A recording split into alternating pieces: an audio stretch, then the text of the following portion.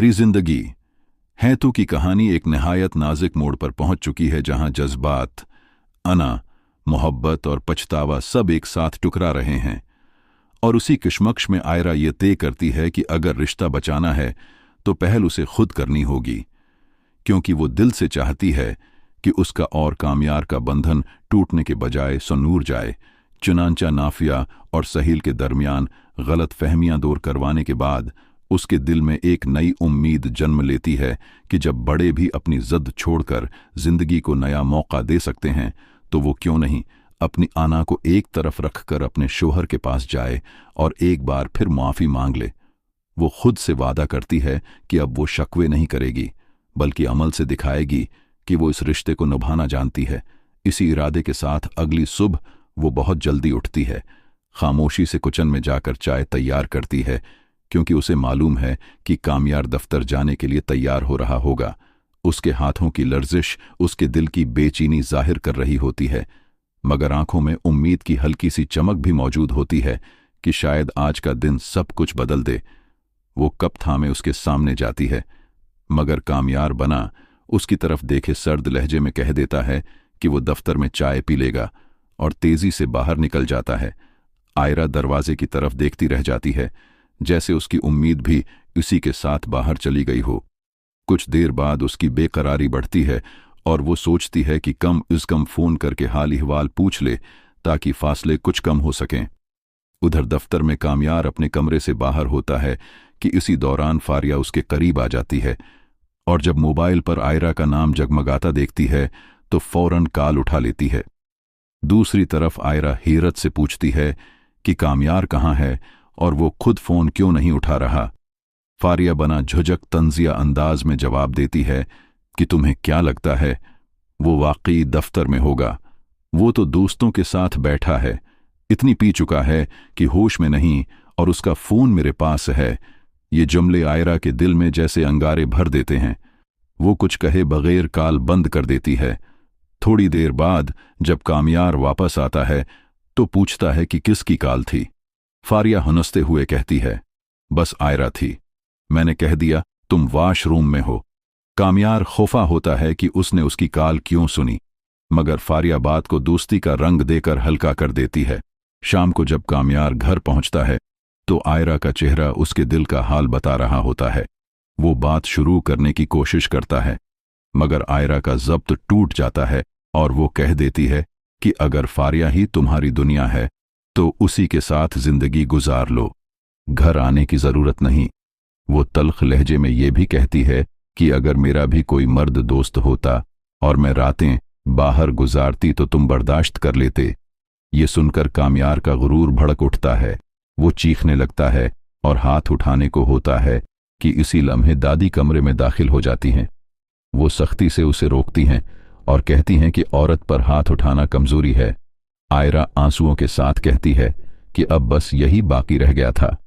दादी कामयार को एहसास दिलाती हैं कि गलती उसी की है, मगर अना में डूबा वो मानने को तैयार नहीं।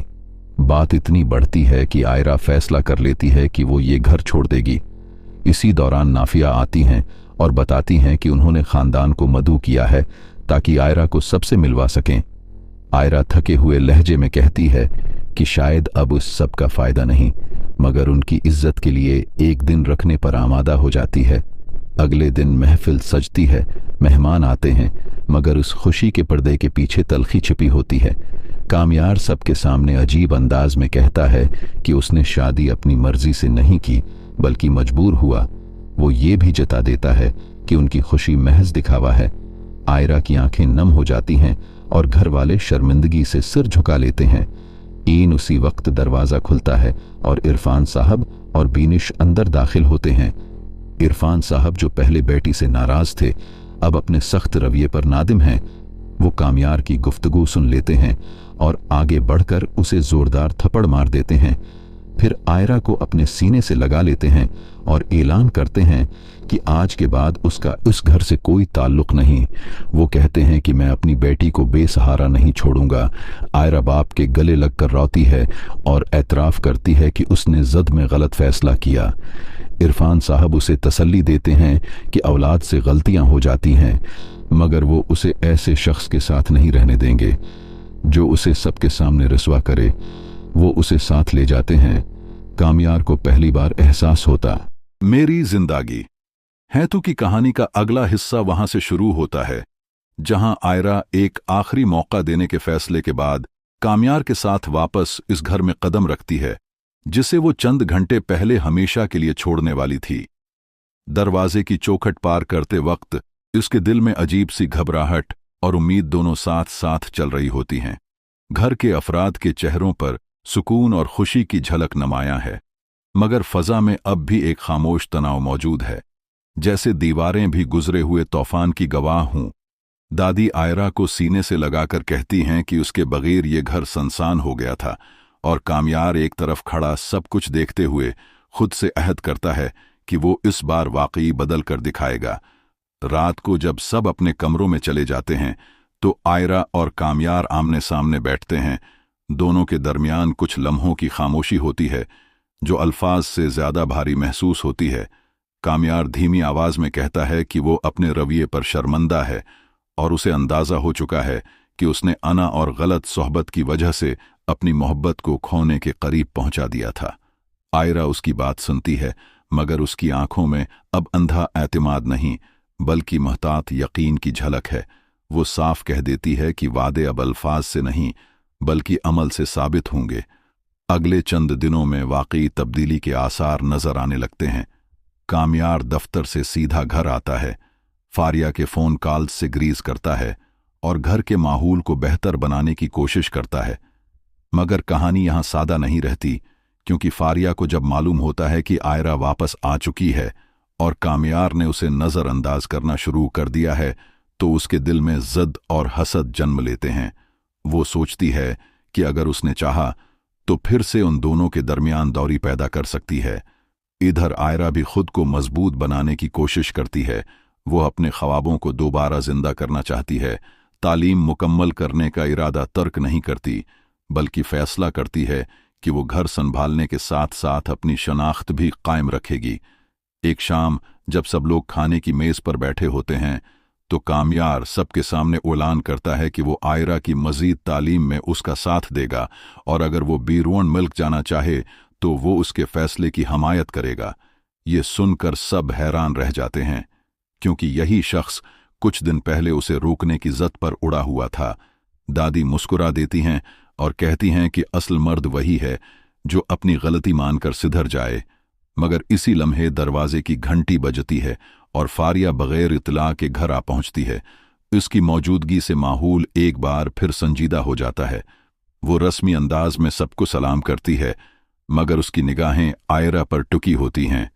वो तंजिया लहजे में कहती है कि उसे खुशी है, सब कुछ ठीक हो गया, मगर उसके जमलों में छिपा कांटदारपन आयरा महसूस कर लेती है। कामयार फौरन वाज़ेह कर देता है कि अब उसकी तरजीहात बदल चुकी हैं और वो नहीं चाहता कि कोई भी उसके इज़्दवाजी मामलात में मुदाखलत करे। फारिया के चेहरे का रंग बदल जाता है, मगर वो खामोशी से चली जाती है। उस वाक़ये के बाद आयरा को एहसास होता है कि रिश्ता बचाना सिर्फ घर के अंदर की कोशिश नहीं बल्कि बाहर की साजिशों से भी बचाना होगा।